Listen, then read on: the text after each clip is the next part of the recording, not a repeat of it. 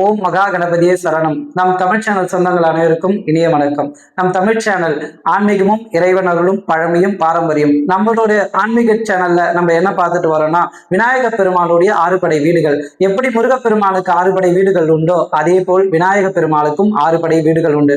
அதுல முதலாம் படை வீடு அப்படின்னு சொன்னாலே எல்லாருக்குமே சட்டு ஞாபகம் வரும். எந்த இடம் நான் சொல்றேன் பாருங்க.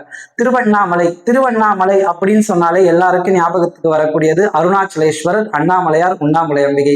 திருவண்ணாமலை அப்படின்னு சொன்னாலே எல்லாருக்கும் கிரிவலம், திருக்கார்த்திகை தீபம், அந்தநாரீஸ்வரர் சுரூபம், சிவபெருமானுடைய அடிமுடி காணாத லிங்கோத்பவர் திருக்காட்சி, இத்தனையும் ஞாபகத்துக்கு வரும். ஆனா எத்தனையோ பேருக்கு தெரியாத ஒரு சின்ன விஷயம் என்னன்னா, விநாயக பெருமாளுடைய அறுபடை வீடுகள்ல முதல் படை வீடு திருவண்ணாமலை தான்.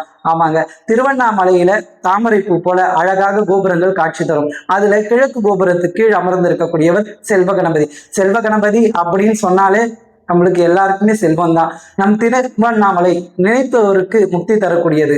திருவண்ணாமலை அப்படின்னு சொன்னாலே கிரிவல பாதை. கிரிவலையும் சுற்றி வரும் கோயிலுக்குள்ள போனாலும் சரி, இறைவன் இறைவியை தரிசனம் பண்ணிட்டு நம்ம வந்துடும். நிறைய பேர் அந்த செல்வ கணபதியை போய் பார்க்கறதே இல்லை, வழிபாடு பண்றதே இல்லை. அடுத்த முறை போகும்போது கண்டிப்பா செல்வ கணபதியை வழிபாடு பண்ணி இறைவனுடைய பரிபூர்ண அருளும் நம்மளுக்கு எல்லாருக்குமே கிடைக்க வேண்டுகிறோம். விநாயக பெருமாளுடைய ஆறுபடை வீடுகள்ல முதல் படை வீடு நம்ம திருவண்ணாமலையை பத்தி பார்த்தோம். இரண்டாம் படை வீடு விருதாச்சலம் விருதகிரீஸ்வரர். இந்த விருதகிரீஸ்வரர் ஆலயத்துக்குன்னு தனி சிறப்பு உண்டு. காசிக்கு போக முடியாதவங்க கூட, காசியில விஸ்வநாதர் விசாலாட்சி அம்பிகை தரிசனம் முடியாதவங்க கூட இந்த ஆலயத்துக்கு போய் இறைவன் இறைவியை தரிசனம் செய்யலாம். காசிக்கு போனா என்ன புண்ணியம் கிடைக்குமோ அதே புண்ணியம் தான் இந்த இறைவனை தரிசனம் பண்ணாலும் அதே புண்ணியம் கிடைக்கும். இந்த கஷேத்திரத்துல சிவபெருமாள் பார்வதி அம்பிகைக்கு மட்டும் சிறப்பல்ல, அங்க விநாயக பெருமானுக்கும் சிறப்பு உண்டு. என்னவென்றால் விநாயக பெருமாள் ஆறுபடை வீடுகள்ல இரண்டாம் படை வீடு அங்கதான் உண்டு. அந்த விநாயகரின் பெயர் ஆழ்துணை விநாயகர், ஆழத்து விநாயகர்னு பேர் உண்டு. ஆழத்து விநாயகர் அந்த பேருக்கு ஏற்ற மாதிரியே தரைமட்டத்திலிருந்து 18 அடி ஆழத்துக்குள் இருக்கக்கூடியவர் விநாயக பெருமாள். அந்த கோயில் அமைந்திருக்கு. பொதுவாகவே சிவன் கோயில்ல மற்ற அம்பிகை கோயில்ல விநாயக பெருமாளுக்கு விநாயகர் சந்நிதியாகத்தான் இருக்கும்.